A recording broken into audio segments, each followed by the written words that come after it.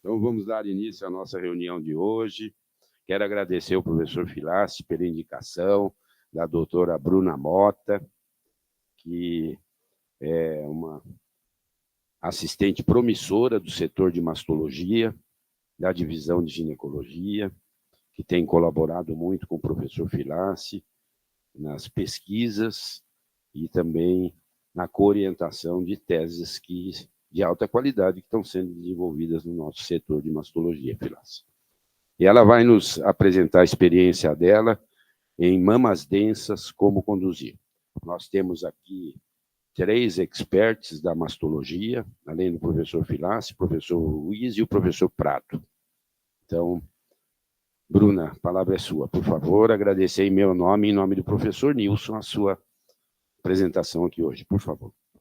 Bom dia, meu nome é Bruna Mota, eu sou médica assistente do setor de mastologia da disciplina de ginecologia, aqui dessa faculdade.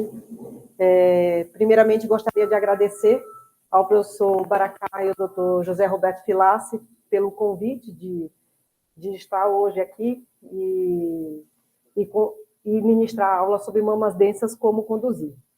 E eu gostaria de começar essa aula hoje com uma pergunta.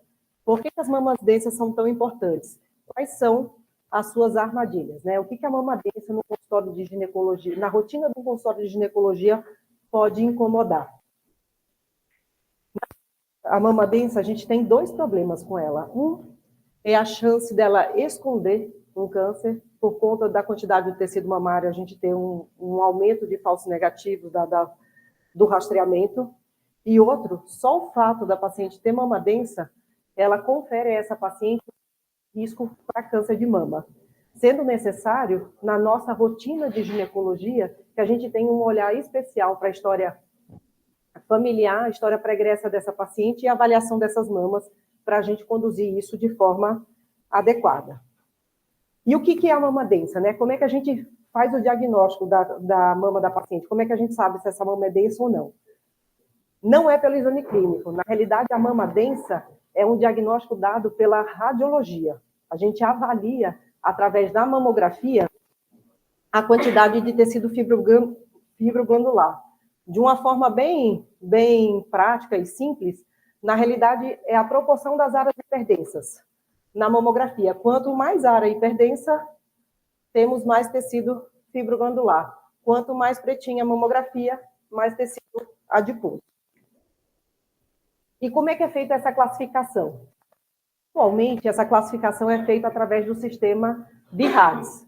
Até 2013, a classificação ela era fácil, mas do ponto de vista prático, para a gente falar no dia a dia, ela parecia ser um pouquinho mais complexa. E ela varia de uma mama predominantemente adiposa a uma mama acentuadamente densa. E como era feita essa classificação?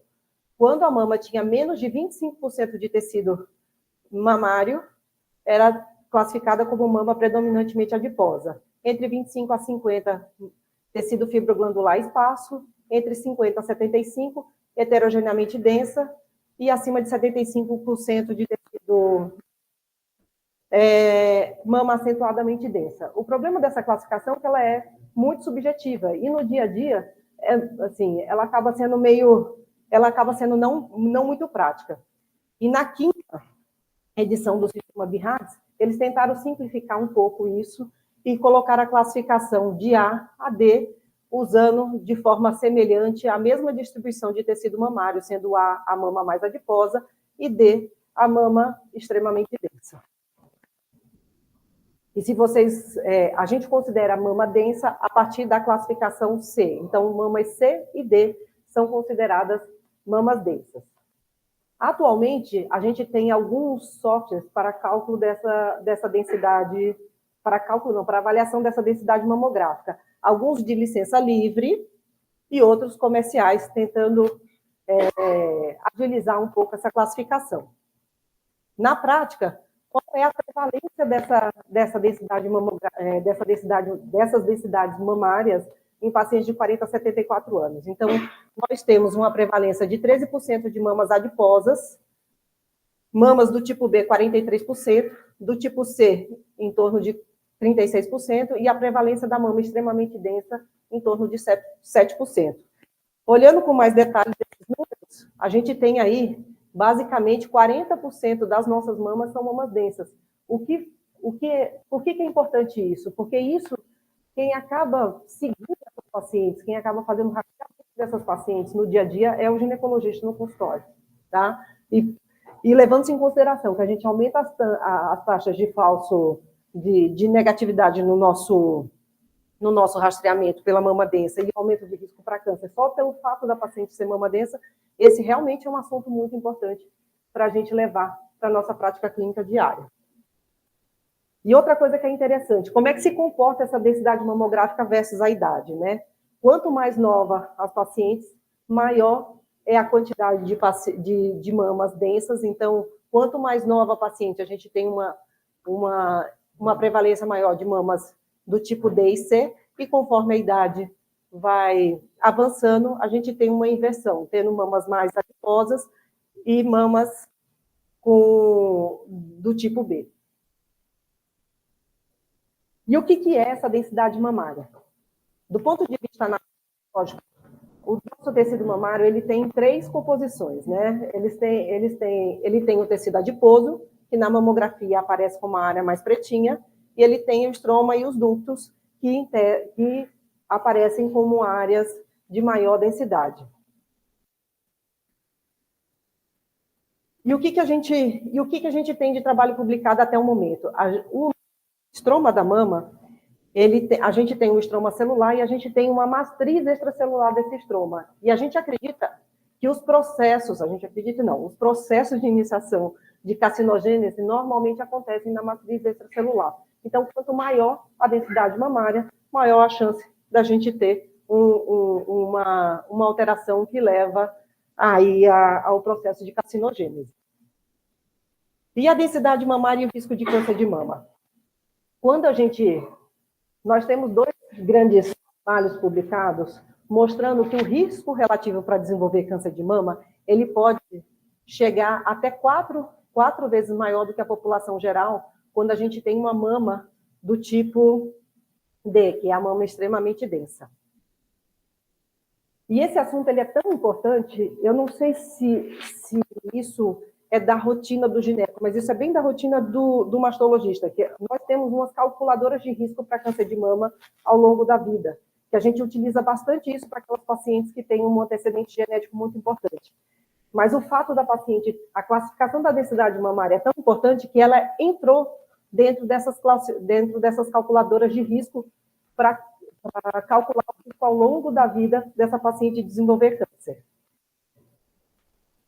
E aí, eu trouxe um exemplo clássico para a gente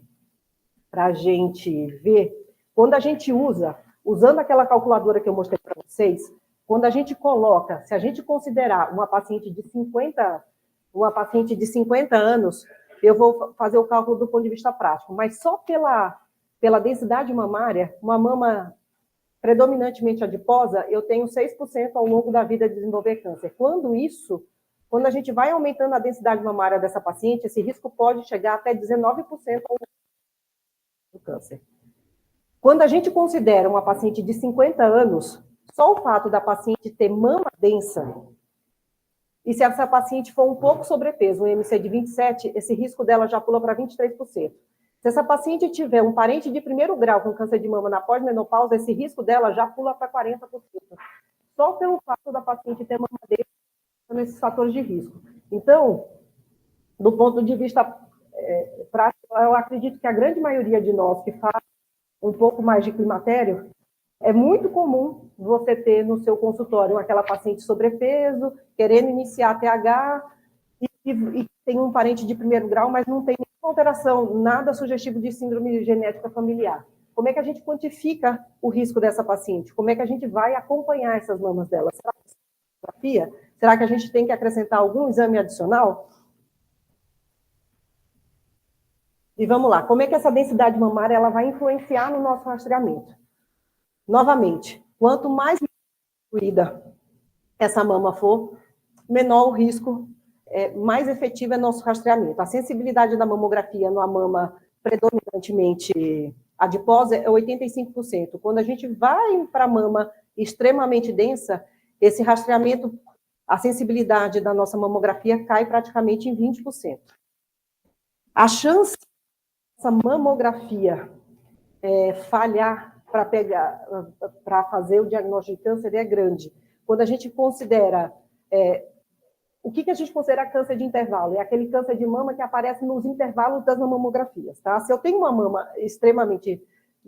uma mama tipo A, que é uma mama lipossubstituída, a chance de eu ter um CA de intervalo é 0,7. Se eu tenho uma mama extremamente densa, a chance de eu ter um câncer de mama de intervalo nessa paciente usando só a mamografia é de 4,4, tá? Por isso que isso aqui é super importante para a gente decidir que exames adicionais a gente vai colocar no rastreamento da nossa paciente.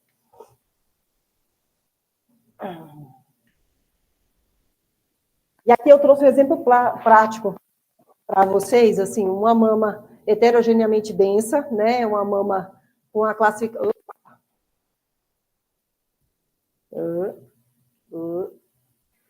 Uma mama heterogeneamente densa, que aparentemente, quando a gente olha essa mamografia aqui, eu particularmente não enxergo nada. Se tiver algum radiologista aqui, talvez consiga enxergar alguma coisa. Mas quando a gente complementa essa paciente com ultrassom, essa paciente tinha uma lesão de 1,5 centímetro no quadrante superolateral de mama esquerda. E na nossa mamografia aqui, praticamente negativo o rastreamento. Essa mama aqui, que é extremamente densa, né? Uma mama do tipo D.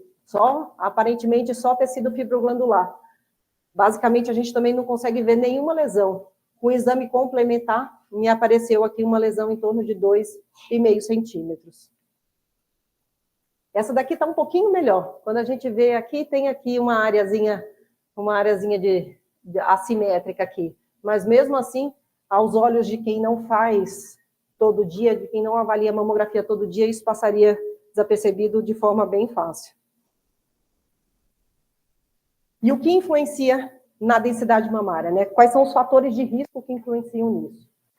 A gente tem alguns fatores de risco sabido, o principal é a genética, mas tem etnia, menopausa, uso de terapia hormonal, hábitos alimentares e paridade. O que mais influencia é a genética.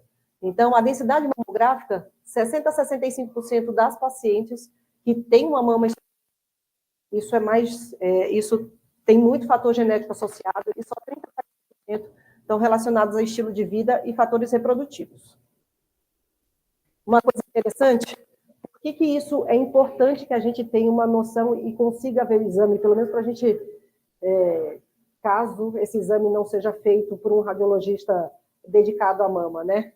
É comum, o fator genético é tão importante que mesmo numa paciente de 83 anos, a gente é capaz de identificar uma mama extremamente densa, como é o caso dessa paciente. E os métodos suplementares, né? O que a gente pode fazer para nos ajudar a diminuir essa taxa de negatividade no rastreamento, né? Nós temos 3 exames que são possíveis de serem feitos para que a gente tente diminuir o nosso câncer de intervalo ou fazer um diagnóstico efetivo da nossa paciente, né? O ultrassom, a tomossíntese e a ressonância de mama. E, de novo, é meio repetitivo, mas por que analisar, pensar em fazer esses exames durante o rastreamento? Porque quanto mais densa é a nossa mama, menor a nossa sensibilidade menor a sensibilidade da mamografia. E o ultrassom, o que ele pode nos ajudar? O resultado de 2 trials que utilizaram o ultrassom no rastreamento. O primeiro, ele utilizou uma população de alto risco. O que é uma população de alto risco? É uma população de 20% de risco de câncer de mama, 20% a 25% de risco de câncer de mama ao longo da vida. Esse trial, ele usou mamografia sozinho versus mamografia e ultrassom.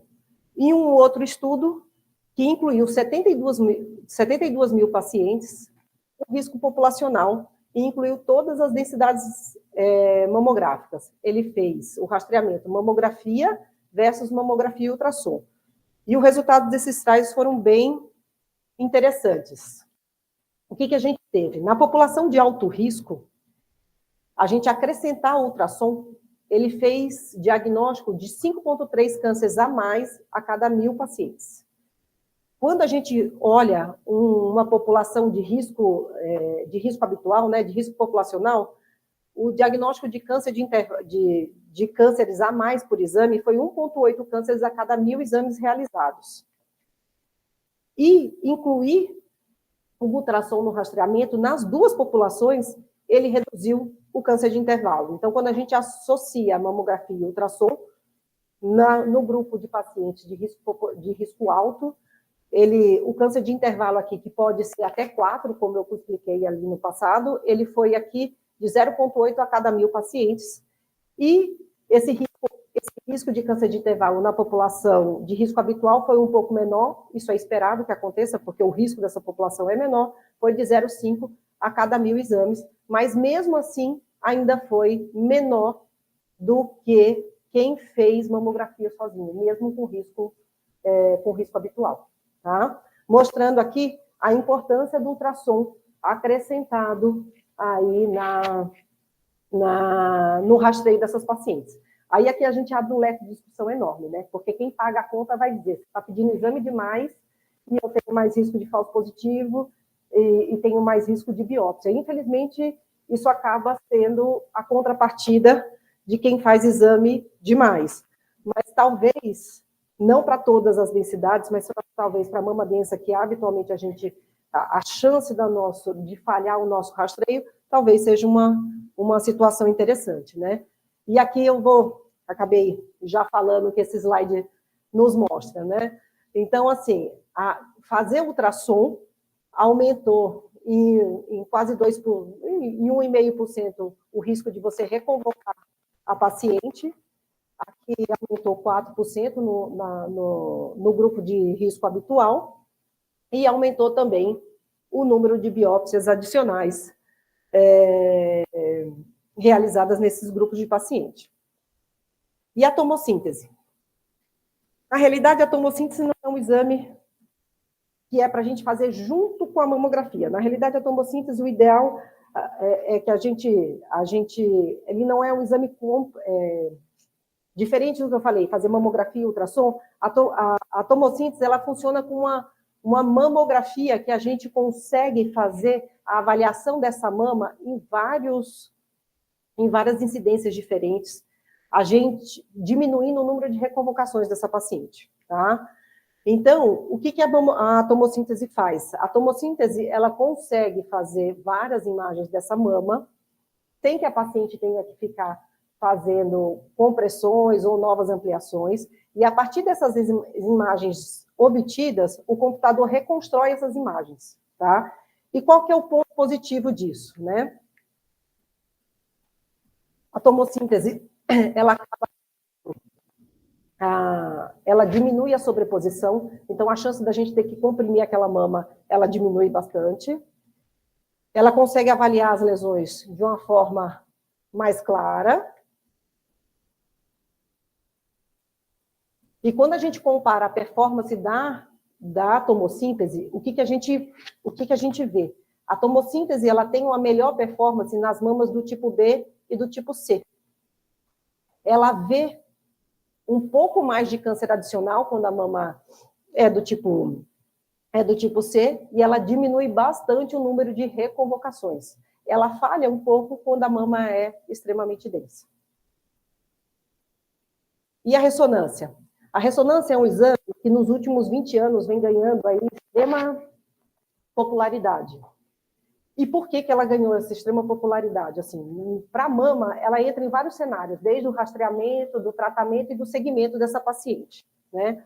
Aqui eu trouxe para nós avaliarmos dois grandes estudos que utilizaram ressonância no rastreamento, tá? Um comparou mamografia versus ressonância e o outro comparou tomossíntese versus ressonância abreviada. E o que foi visto? Os resultados realmente são bem interessantes. A ressonância, ela foi capaz de identificar 16 cânceres a mais a cada 1.000 exames realizados. Isso foi uma verdade mesmo quando comparada à tomossíntese, que a gente acredita ser um pouco melhor do que a mamografia para avaliação, tá? diminuindo, assim, o número de cânceres de intervalo. E aí a gente olha assim, poxa, Bruna, a ressonância parece tão melhor, por que a ressonância ela não entra aí de rotina no nosso rastreamento, né? Ela também foi capaz de fazer diagnóstico de cânceres num tamanho menor quando comparada à mamografia e também menor quando comparada à tomossíntese. E quais são as taxas de CA adicionais detectadas em relação à mamografia nas mamas densas aqui, né? Então, eu estou colocando aqui as mamas do tipo C e do tipo D.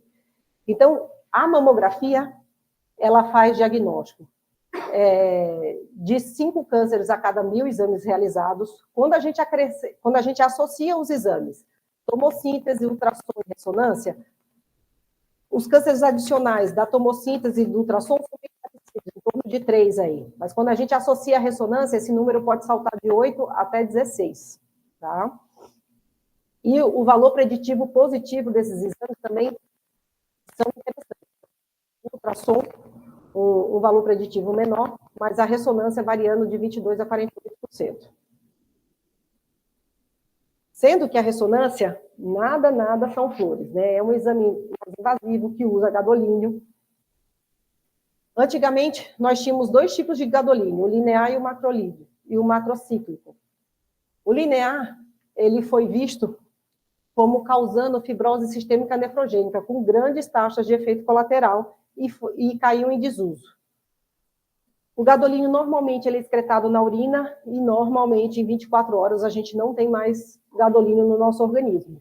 Mas alguns estudos vinculados à neurologia estão mostrando o depósito de gadolínio nos cérebros, principalmente nos núcleos da base,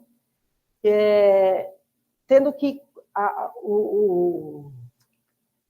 Qual o impacto disso a longo prazo? Aparentemente, ainda a gente não sabe o que isso pode causar a longo prazo na nossa paciente.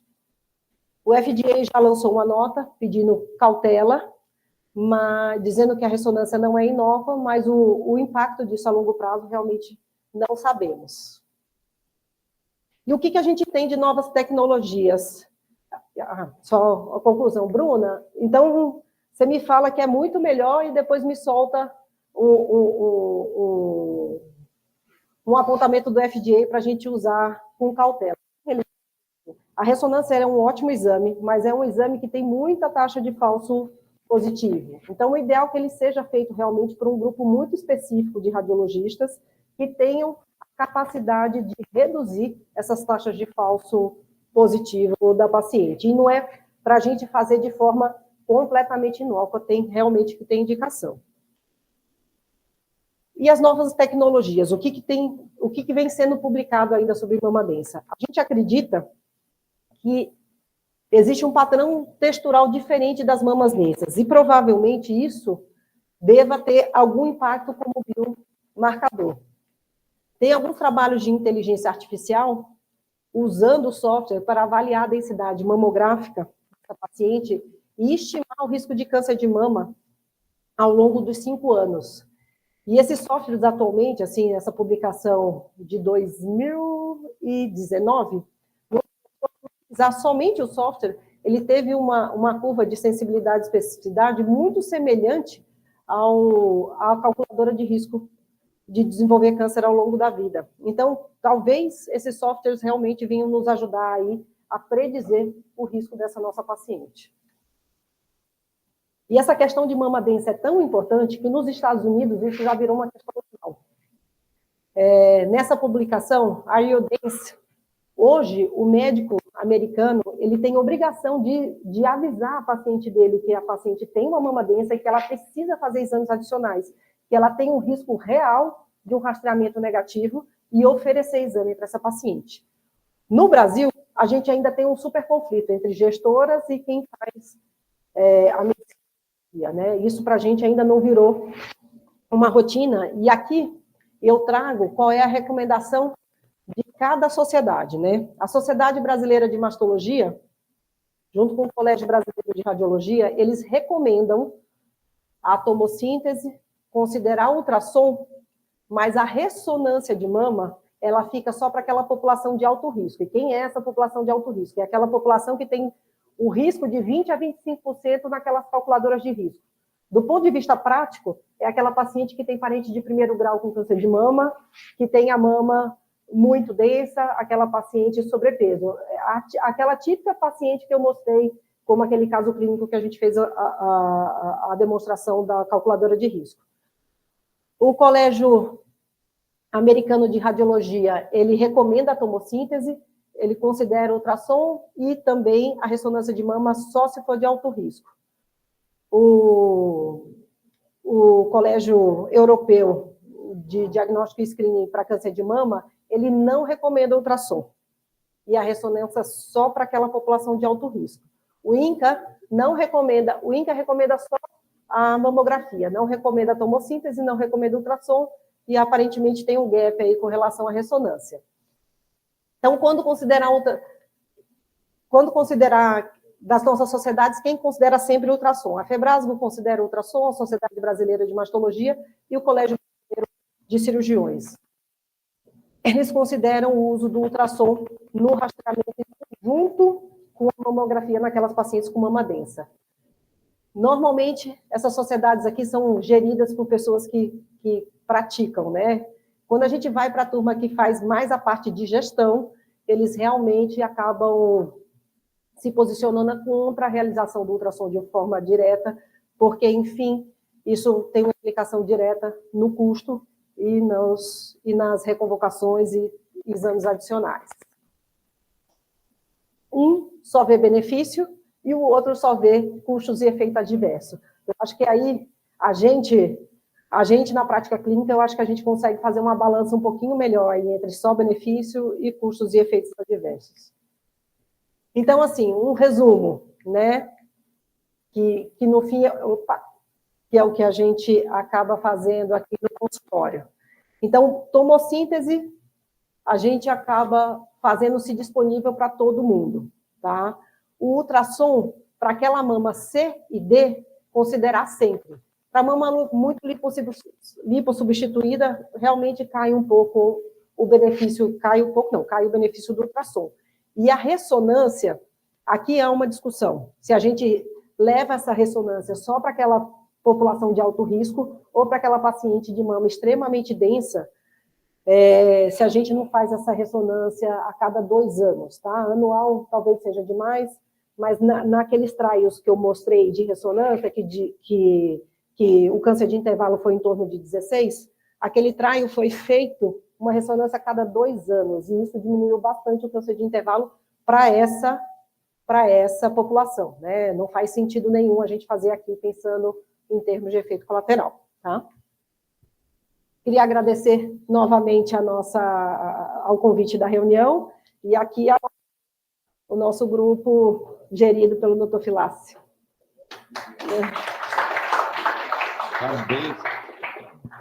Parabéns, Bruna, pela apresentação. Bem clara. E se puder acender a luz.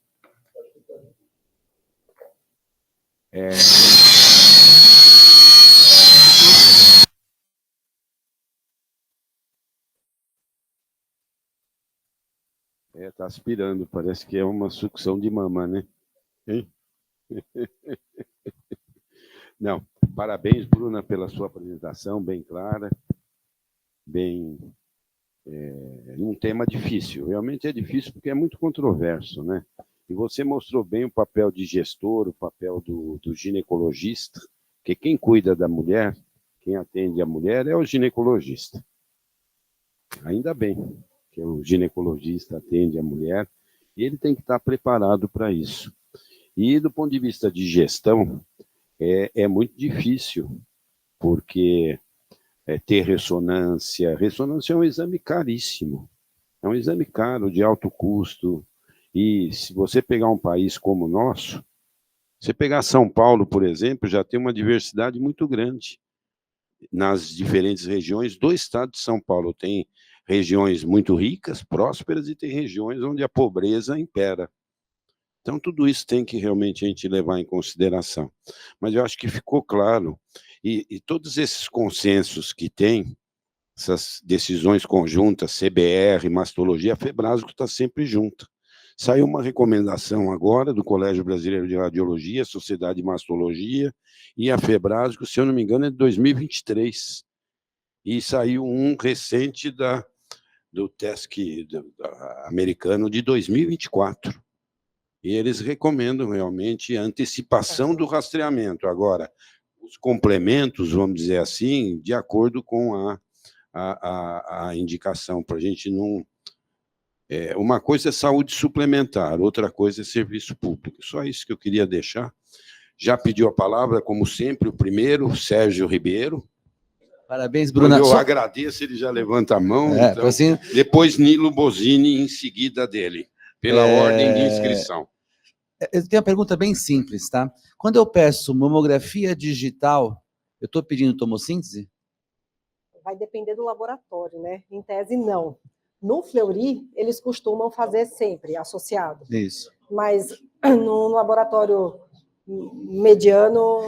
Então, aí vem a minha pergunta. E no rol da ANS, tomossíntese está contemplada? Não. Então, esse é o ponto. Não. Então, no rol da ANS, para eu pedir a tomossíntese, eu tenho que ter alguma justificativa, algum relatório, alguma coisa. Quando eu peço tomografia digital bilateral, nos melhores laboratórios, eles fazem. Fleury, a Vera, algumas pessoas fazem isso, mas senão eu não tenho como pedir a tomossíntese. Sim. Não é mamografia com tomossíntese que põe? Ou não? Eu estou errado. Não? Pode? Nosso laboratório está... Pronto. Passa para ele um pouquinho, Nilo. Nilo, faz favor. Não, só complementando, parabéns, Bruna. Sérgio, são coisas diferentes, de fato. Então, a mamografia digital é uma coisa, a tomossíntese é uma segunda coisa, e às vezes, eles, por exemplo, no Fleury, eles acabaram juntando como, vamos dizer assim, como um fator de diferencial. Mas normalmente você tem que pedir, e normalmente não é coberto. Não, né? Normalmente não é coberto. Separado, mesmo então. Que você faça a justificativa, não vai. Doutor Nilo Bosini, por favor.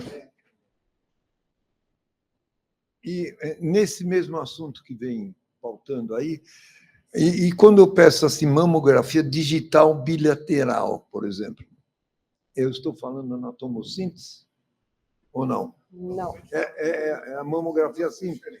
Porque lá no Fleury eles fazem a tomossíntese, pedindo assim. Tem a mamografia. Hoje são todos os aparelhos digitais hoje? Não. Não, mas né? eu não sei dizer para o senhor qual é. Você sabe dizer, professor? Ainda tem. Pega o microfone. Deixa eu acabar de fazer a pergunta, professor. É o seguinte. Pode acabar. Se é condenável uma paciente que tem mama densa, uma paciente magra, sem alterações outras, antecedentes familiares, a reposição hormonal é aberta ou fechada a essa paciente? Essa é a pergunta. Então, microfone, por favor, aliás, passa para o Ruiz primeiro o microfone para ele falar da mamografia simples e da mamografia digital, por favor. Obrigado, Bruna. Valeu minha manhã. Muito obrigado, você é maravilhosa, parabéns mesmo. Ótima didática, resumiu bem os pontos mais importantes. Professor, o INCA determina, infelizmente, que mamografia de rastreamento bienal a partir dos 50 até os 70. Os planos fazem a digital entre 50 e 70. Saiu dos 70, eles querem uma justificativa para fazer digital, senão eles fazem analógica. Tá. Ou seja, ainda temos muita analógica, perfeito, infelizmente. Perfeito. E agora, Bruna, a segunda parte da pergunta. Não, com relação à mamadense e reposição hormonal, não é contraindicação. O que eu acho que vale a pena levar em consideração, doutor Nilo, é a gente tentar associar um outro exame de imagem, não só a mamografia, para essa paciente, para a gente diminuir a taxa de falso negativo do rastreamento. Perfeito. Então, eu queria deixar bem claro que mama densa não é contraindicação nenhuma para terapia de reposição hormonal na menopausa. Isso precisa ficar bem claro, porque, senão, daqui a pouco a gente não vai poder fazer mais nada, nem olhar para a mulher na menopausa, porque podemos ter algum risco. Então, acho que isso precisa ficar bem claro. Eu acho que a grande questão é a discussão e decisão compartilhada. Toda decisão hoje, Bruna, é compartilhada, não existe mais. Então, Se a mulher aceitar, quiser fazer, ela vai fazer, mas não é a mamadença ser um empecilho. Não é contraindicação.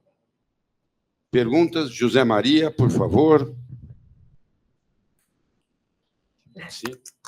E a Adriana deve dormir. Bruna, parabéns. Você colocou muito a problemática que é a mamadença.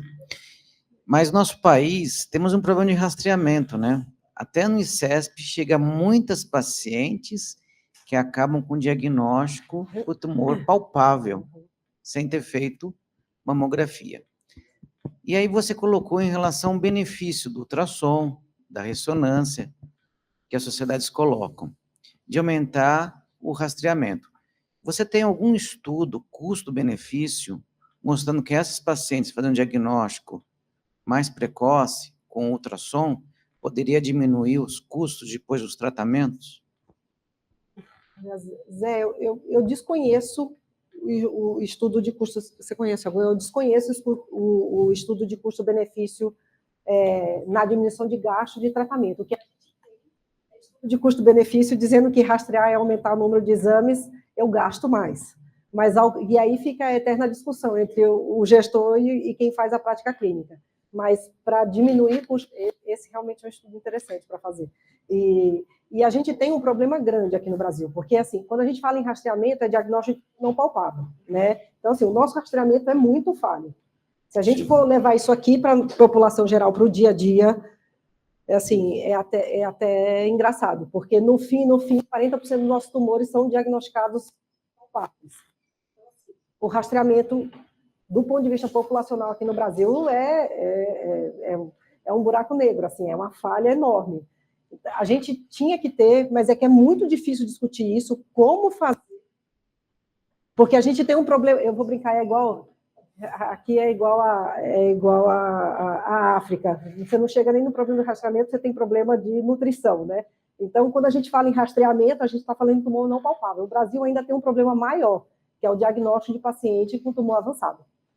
E isso teria que ser uma outra abordagem, desde você treinar agente de saúde para entrar na casa dessa mulher, orientar, ajudar a examinar, porque a gente não vai ter médico suficiente para sair palpando todas as mamas. Então, assim, a gente tem que pensar em uma outra abordagem, né? Eu acho que seria treinar agente de saúde para entrar na casa dessas mulheres, examinar e trazer essa mulher para ser tratada. Mas é muito difícil resolver esse problema. Posso fazer uma sugestão?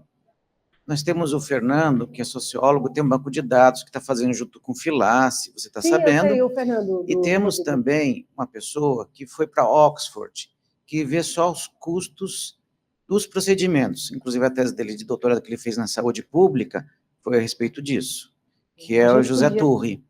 Poderia fazer uma reunião e aproveitar o banco de dados e talvez ver esses custos. Sim. O quanto teria diminuído se tivesse feito o diagnóstico numa... Jesus. Parabéns pela sua brilhante aula didática. Você tocou num ponto que tem me feito perder algumas noites de sono, que é o diagnóstico precoce do câncer. Eu comentei isso com o professor Baracá alguns dias atrás, a tragédia que está. Nós evoluímos. A sensação que eu tenho hoje no ICESP é que nós retrocedemos muitos anos, porque não se examina mais as pacientes. Há 2 semanas atrás, eu fui à Secretaria de Saúde falar na CROSS. Por que nossos pacientes chegam no ICESP, inclusive as suas também, morrendo, quando eu não tenho mais nada para fazer por elas? E a doutora que me recebeu falou assim: doutor, hoje em todo o estado nós temos 8 casos de câncer ginecológico, sendo 7 de mama e 1 de ovário. Tudo que eu tenho hoje é isso. O restante está sem diagnóstico. O resto não. Então, assim, e nós então tem essa distância, esse oceano entre o que nós fazemos e aquilo que está na ponta. Não chega mais o caso. E aí eu acho que nós que sofremos com isso deveríamos ir fazer alguma coisa para fazer um alerta para isso. Essa é a minha angústia. Então, eu acho que aí entra também o papel das nossas sociedades. Jesus, por exemplo, foi presidente da Comissão de Ginecologia Oncológica da Febrasco. Já tivemos aqui, tem a Sociedade Brasileira de Mastologia, aqui, com representantes. Eu acho que esse é um papel, a educação, porque não examina. Hoje ninguém examina. Não, ninguém examina, não posso falar isso também. Mas, infelizmente, na saúde pública, na saúde suplementar, em virtude das condições precárias de trabalho, muitas vezes não tem mais. Eu falava isso quando eu era presidente da Febrasco, no século passado, pois o Nilson falava a mesma coisa, que o Nilson veio logo em seguida, que nos consultórios não ia ter mais a cadeira da paciente, era só a cadeira do médico da escrivaninha, a paciente de pé já pegava os exames e ia embora. Era assim, a gente comentava isso, né, Nilson? Bom, agora, ontem teve uma reunião aqui, foi falado, nós vamos ter agora 46 mil médicos saindo por ano. Sabe quantas vagas de residência tem? 16 mil no Brasil. Então, você tem quase 1/3 de vaga de residência. E agora tem cursos de medicina online. Já está saindo aí os cursos de medicina online. Então, veja o caos que nós vamos viver. Realmente é muito, muito difícil. Professor Nilson. Eu queria parabenizar, Bruna, pela apresentação excelente.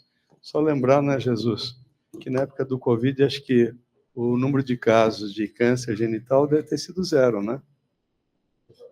Os planos de saúde não se programaram, tiveram uma redução drástica de custo e agora estão quebrando, porque esses casos estão aparecendo em forma mais avançada. Não foi feito screening, né?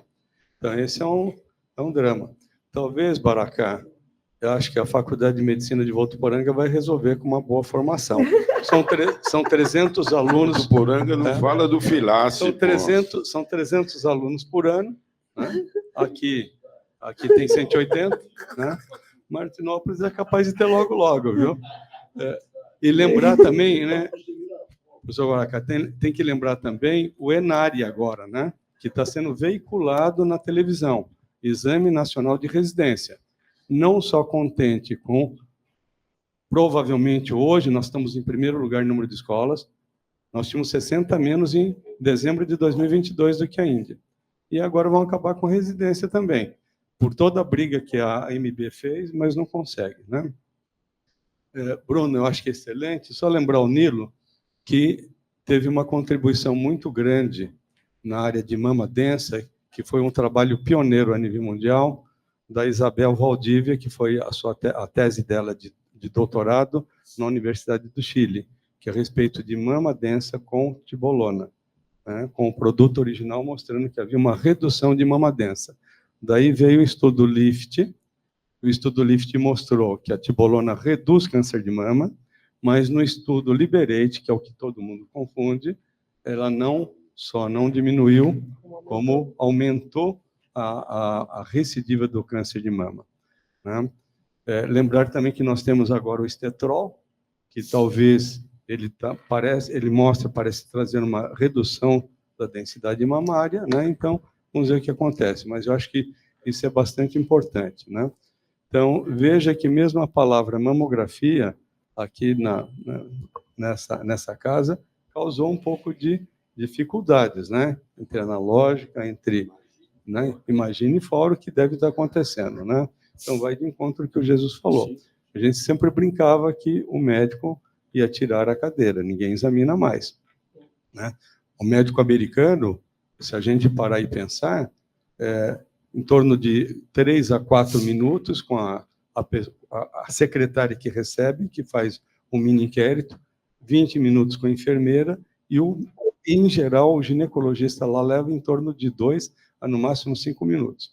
Você vê uma paciente agora, cujo esposo também é médico nos Estados Unidos, falou que quando ele foi contar melhor o caso, o médico falou, stop, e fez a receita, né?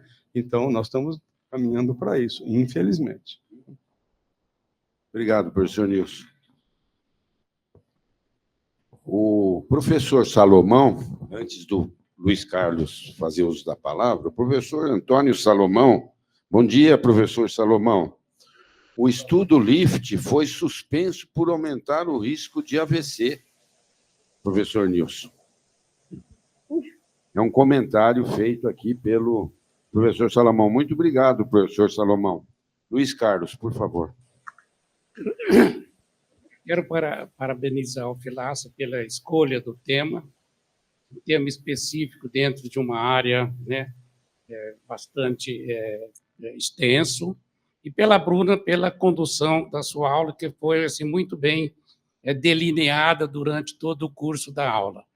Esse tema, eu acho que tem dois avanços atuais muito importantes. O primeiro foi os softwares da Quantum, e é acoplado ao aparelho automógrafo ou a mamografia 2D, e através das leituras de pixels e até da inteligência artificial, vai substituir brevemente, eu acredito, a leitura, o olhar do radiologista.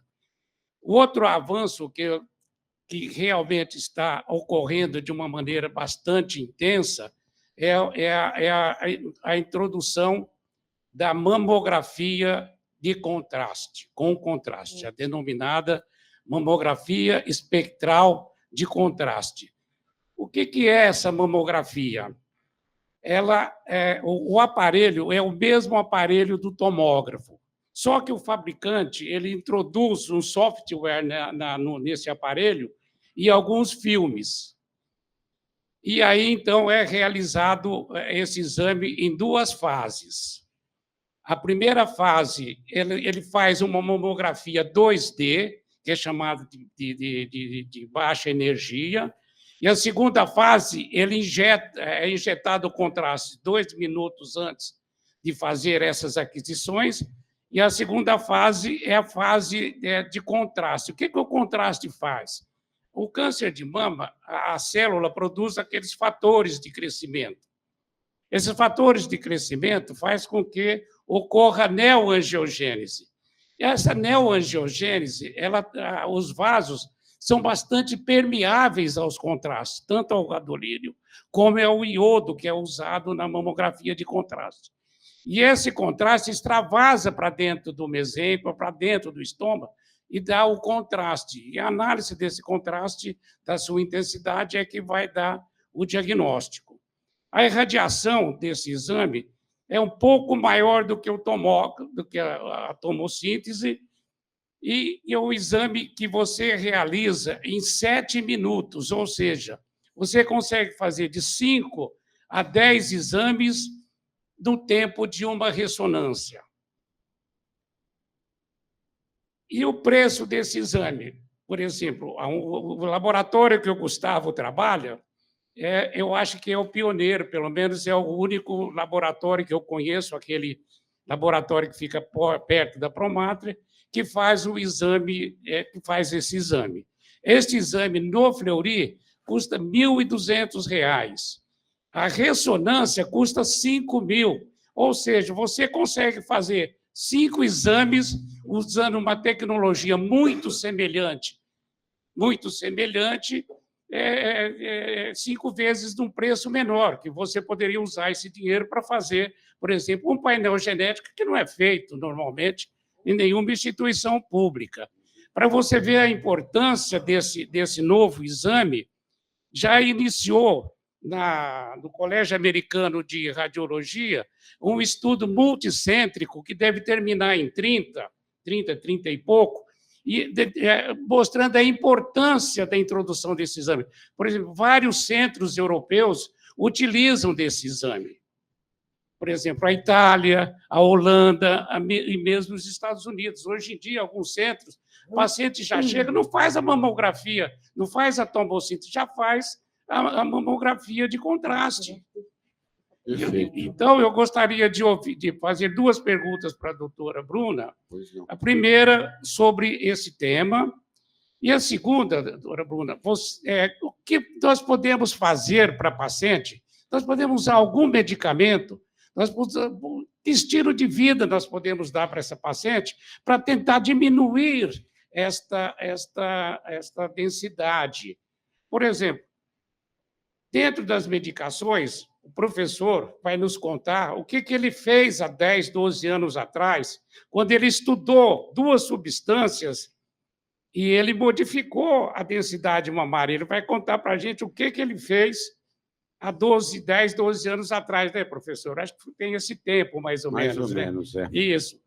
A gente vai ficando velho e acaba não lembrando do tempo passado. E como o Nilson sempre encerra as reuniões, né, com suas belíssimas... Eu queria pedir para o Nilson comentar o uso da testosterona, que em modelos experimentais, por exemplo, a cultura de células de mama, causa atrofia epitelial. E as pacientes que hoje utilizam a testosterona subdérmica têm demonstrado, né, com ou sem o anastrozol, têm demonstrado uma diminuição da incidência do câncer de mama. Então vamos lá, vamos por perguntas. etapa. Essa última pergunta, no cafezinho, o Nilson responde, porque é... Mas as outras duas, a Bruna, porque é bem ligado ao tema da Bruna. Por favor. Professor, a mamografia com contraste, ela realmente vem sendo utilizada, mas para rastreamento ela ainda não é estabelecida, por isso que eu nem trouxe aqui como tema da aula. Tem alguns trabalhos, a Gabi Bolfelli, a gente está com um trabalho de mamografia contrastada, pré e pós-químio, aprovada há 4 anos na Comissão de Ética, a gente ainda não conseguiu começar. Mas tem alguns trabalhos mostrando que a mamografia contrastada ela consegue predizer resposta patológica completa quase tão bem quanto a ressonância. E levando-se em consideração custos, realmente é um exame muito mais barato. Pontos negativos, assim, é um exame bem mais rápido que a ressonância mesmo, em 10 minutos, 12 minutos você resolve o problema entre fazer a mamografia, o contraste, ver e ler novamente a paciente.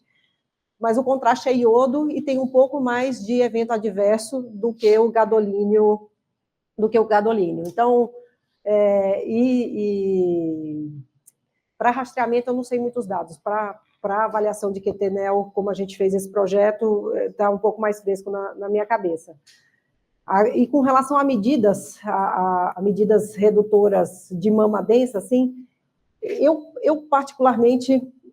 Eu não considero a mama densa uma doença, assim, né? Assim, medicações que reduzem mama densa, assim. A não ser que a paciente tenha um diagnóstico de hiperplasia com atipia, alguma outra coisa, eu acho que justifica você usar uma medicação que seja um bloqueador de receptor de estrogênio na mama. Mas, caso contrário, só por ser mama densa, eu particularmente, eu acho que as medidas de orientação geral é uma medida que você faz para qualquer paciente, que você vai orientar risco de câncer de mama, né? Atividade física, diminuição de ingesta de álcool e isso. A não ser que a paciente tenha alguma biópsia de alto risco, né, de aumento de risco histológico para câncer de mama, eu particularmente acho que não vale usar nenhuma medicação. Eu não costumo fazer isso. Sim. Essa medicação que o Luiz falou é o basedoxifeno, que a gente viu no comecinho desse século, que a densidade mamária diminuía nas mulheres, mas ele não tem essa indicação. Acho que você é muito feliz na sua resposta.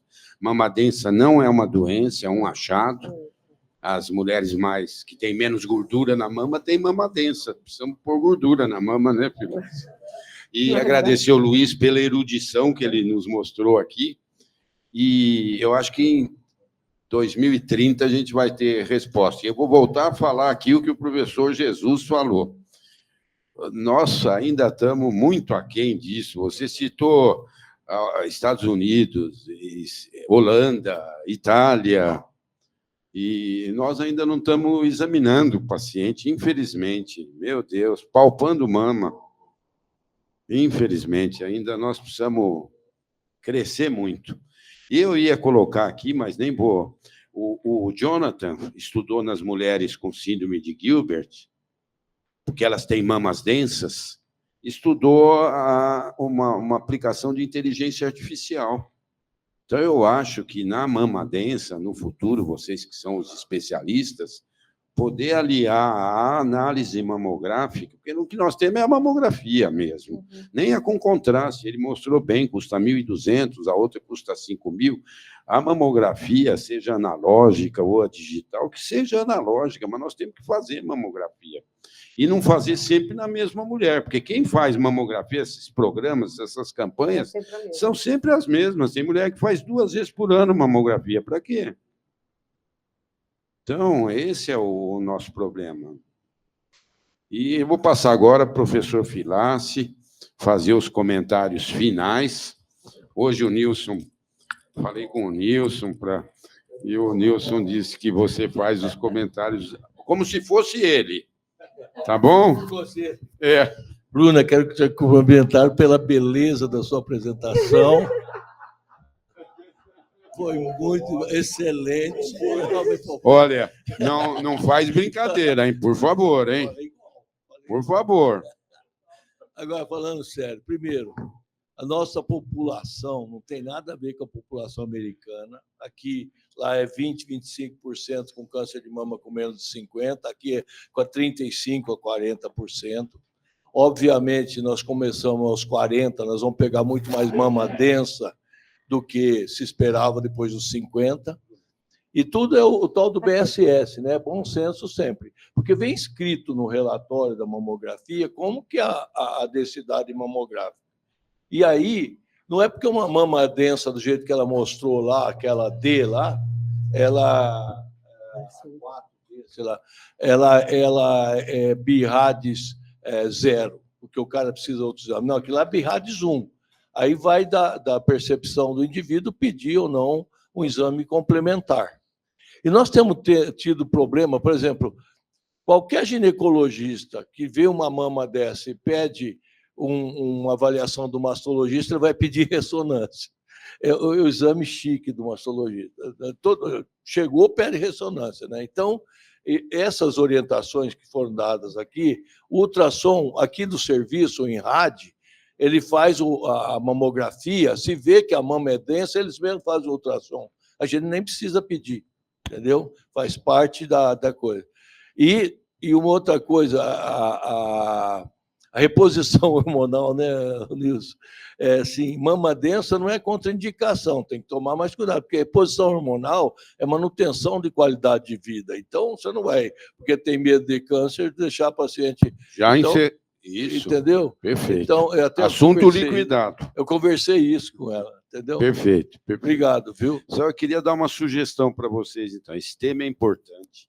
Nós temos uma revista da nossa sociedade maior, a Febrasgo. Então, vocês podiam... Compilar isso aí. Mamas densas. Como conduzir? Fazer uma atualização sobre isso que a gente mandaria para publicação.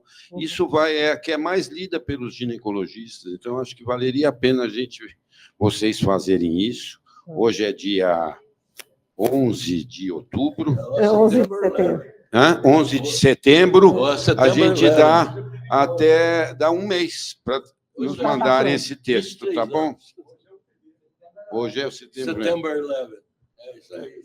Hoje tem esse lado, mas eu tenho um aniversário na minha família que é hoje. Então, parabéns, então. Lógico. Então, melhor. Um dia perigoso, mas acabou sendo mais alegre nesse sentido aí, há 38 anos atrás. 38 anos atrás. A minha caçula faz 38 anos hoje, graças a Deus. Parabéns. Então, daqui um mês, esse paper, Bruna. Tá bom. Dentro daquele seu planejamento, tá bom? Então, parabéns. Obrigada. Tudo de bom. Foi muito bom, viu? Obrigada.